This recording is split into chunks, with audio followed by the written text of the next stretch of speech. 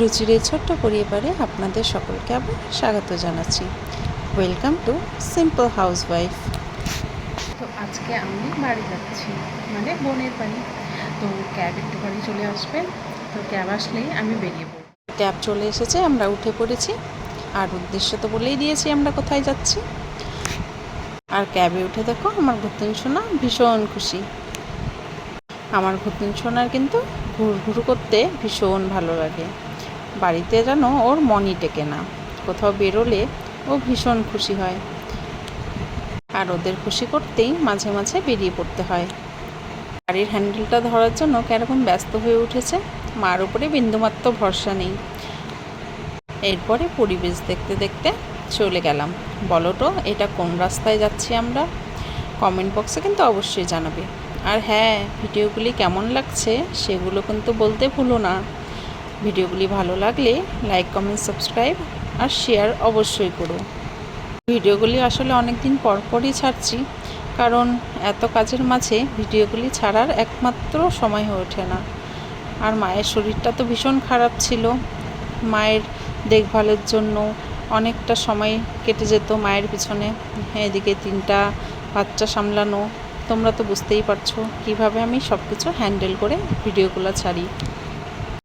আর এইরকম রাস্তাঘাট দেখতে দেখতে দেখো আমার ভুতুন সোনা ঘুমিয়ে পড়েছে। গাড়িতে উঠলেই কিছুক্ষণ যাওয়ার পরেই সুন্দর হাওয়া, ওর ঘুম চলে আসে। আমি যখনই ট্রাভেল করি না কেন গাড়িতে, ও ঘুমিয়ে পড়ে। আর বোনের বাড়ির কাছাকাছি মোটামুটি চলেই এসেছি, আর কিছুক্ষণ পরেই চলে যাব বোনের বাড়ি। আমার 2 বোনই অধীর আগ্রহে বসে আছে আমরা কতক্ষণে বাড়ি আসব। আসলে আগ্রহটা আমার জন্য নয়, আগ্রহটা হচ্ছে আমার ভুতুন সোনার জন্য। কতক্ষণে সে যাবে আর কতক্ষণে তাকে চটকাবে। আর বলতে বলতেই পৌঁছে গেলাম বোনের বাড়ি। বোনের বাড়ি গিয়ে আজকে আমি করেছিলাম ইলিশ ভাপা, আর আমার মেজো বোন করেছিল চিংড়ি মাছের মালাইকারি। আর আমি এদিকে একটু ডাল করেছিলাম আর ভাত বসিয়ে দিয়েছিলাম। আর করেছিলাম ইলিশ মাছটা, কারণ ওরা আমার হাতের ইলিশ ভাপাটা খুব পছন্দ করে খেতে।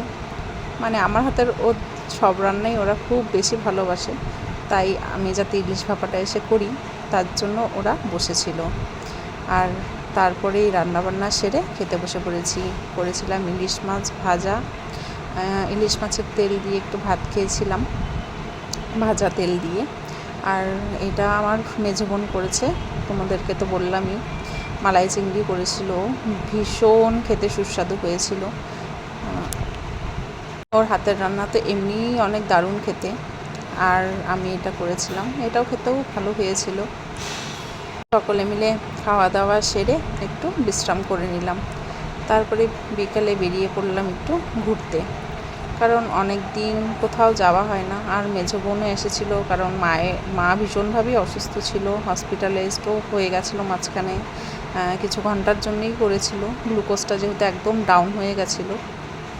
যেহেতু এত অসুবিধার মাঝখানে ছিল, তো ও কোথাও বেরোতে পারেনি, তাই ওকে নিয়ে একটু ঘুরতে বেরিয়েছিলাম। আর এটা আমার বোনের বাড়ির সামনে, এই যে আমার বোনের বাড়ি, এর সামনেই এই পুকুরটা ভীষণ সুন্দর দেখতে, একটা কালীবাড়িও ছিল। আর এটা হচ্ছে আমার মেজো বোন। অনেক বছর পর আবার একসাথে একটু ঘুরতে বেরিয়েছিলাম, তাই সবাই বেরিয়ে একটু চাও খেয়ে নিলাম। আর এত রাত্রে আর কোথায় বেড়াতে যাব, তাই ভাবলাম একটু বাবুঘাটে গিয়ে বসে থাকি।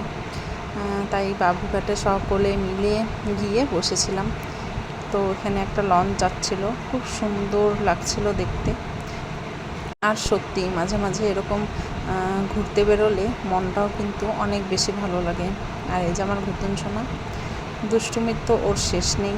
আর ঘুরতে বেরিয়ে তো ভীষণ মজা, ভীষণ আনন্দ, কারণ ওকে নিয়ে তো সবসময় সব জায়গায় বেরোনোও যায় না, আর আমি সবসময় বেরোতেও পারি না, অনেক কাজের মাঝে থাকি।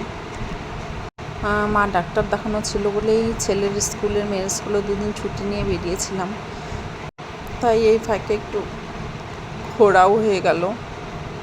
আর মাইন্ড রিফ্রেশ করা তো অবশ্যই সকলেরই প্রয়োজন, কারণ মাইন্ড ফ্রেশ থাকলেই মনও ফ্রেশ থাকে। আর মাইন্ড আর মন যদি ভালো থাকে তাহলে কিন্তু কাজ করতেও ভীষণ ভালো লাগে। আর বাড়ি যেতে যেতেও অনেকটা রাত হয়ে গেছিলো। তো আমার ছেলে যেহেতু যায়নি, তাই ওর জন্য ও বলেই দিয়েছিল ওর জন্য মটন বিরিয়ানি নিয়ে আসবে। তো ওর জন্য মটন বিরিয়ানি নিয়ে গেছিলাম, ও খাচ্ছিল। তো আজকে আমাদের ভিডিওটি এখানেই শেষ করছি। সকলে সুস্থ থাকবে, ভালো থাকবে। রাধে রাধে।